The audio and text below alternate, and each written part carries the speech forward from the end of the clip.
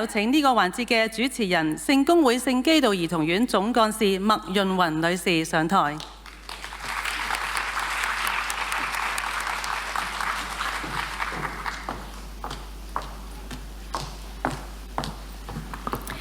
各位來賓，客套説話我就唔多講啦。但係我有一件事好重要想同大家講。大家都話重要嘅嘢要講3次，係咪？咁你估我今日要同大家講啲乜嘢重要嘅嘢呢？咁當然就係講我哋強制舉報虐待兒童條例啦。佢喺1月就生效啦，第一次嚇。咁啊，如果我連續講3次，可能大家會好悶嘅。咁所以我會沉浸式咁講嚇。咁第2次強制舉報虐待兒童條例，2026年1月就生效啦。你知唔知生效嗰日呢係星期幾啊？我 check 個日子啊，嗰日星期2，中國節氣裏邊嘅大寒。不過我唔知阿啟明副局咧有咩意思啊？要諗嗰一日生效啦嚇。咁但係咧都係一個重要嘅日子。咁同時咧就係要話俾大家知咧，強制舉報者指南都出咗爐啦。大家有冇睇過或者有冇見過呢？嗱，如果冇咧，我俾個真身大家睇下。咁我哋聖基道兒童院咧，其實好重視呢一件事嚇，咁所以咧，我哋每一個單位、每一個專業嘅同事手上咧都有一本嘅。咁啊，希望大家都翻去熟讀下佢，同佢做個 friend 啦嚇。咁好啦，第3次強制舉報虐待兒童條例喺出年1月20號就生效啦。咁我想問下嗰25種嚟自醫社教嘅專業人士，大家準備好未啊？咁我想問下大家啦，邊一位係嚟自教育界㗎？你係老師、校長、校監？請你舉舉手好唔好啊？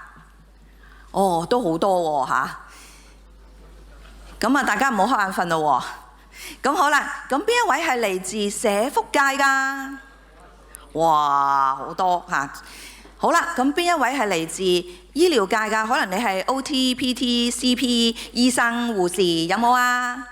都有嘅嚇。咁我頭先咧聽聞咧都好多專業界嘅同事咧想報名都報唔到嚇，即係我哋都好遺憾。但係已經係好多謝阿崔教授佢哋咧，已經係願意同我哋交開位置先，今日可以有容納成1000人嘅場地啦。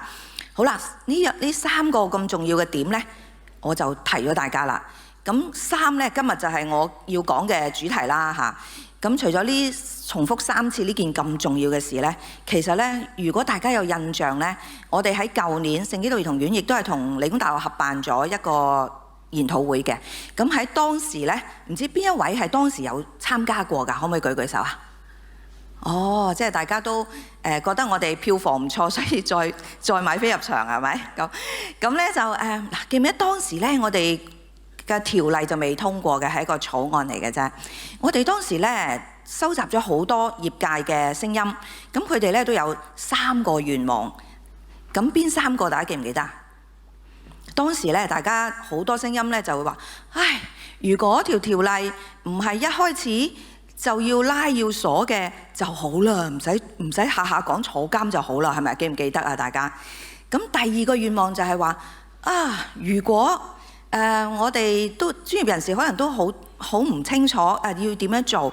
如果有一本指南就好啦嚇，係咪啊？大家記唔記得？第3個願望就係話，如果個指南裏邊能夠有一個 decision tree guide住我哋要點做就好啦。咁果然呢，我哋嘅立法會同我哋嘅政府呢，就好似Kinder 出奇蛋咁，滿足咗我哋呢3個願望喎。咁一陣間呢，就要由我哋以下呢3個重要嘅嘉賓咧去講解。咁我首先要介紹出場嘅咧就係呢一條草案咧一個重要好重要嘅人物，佢就係立法會議員鄧家彪議員。咁佢咧就係呢個法案委員會嘅主席啊，佢係前所未有咁樣咧用咗好長嘅時間去收集各界嘅聲音同埋意見。咁有嚟自醫療界嘅特別場，有嚟自社福界嘅特別場，有嚟自教育界嘅特別場。咁然後我哋上次研討會之後呢，我哋好快將大家意見整理咗，交咗俾阿鄧議員。佢亦都喺呢個法案委員會裏邊呢，都係反映咗出嚟嘅。咁我哋而家事不宜遲，請阿鄧議員交個台俾佢啦。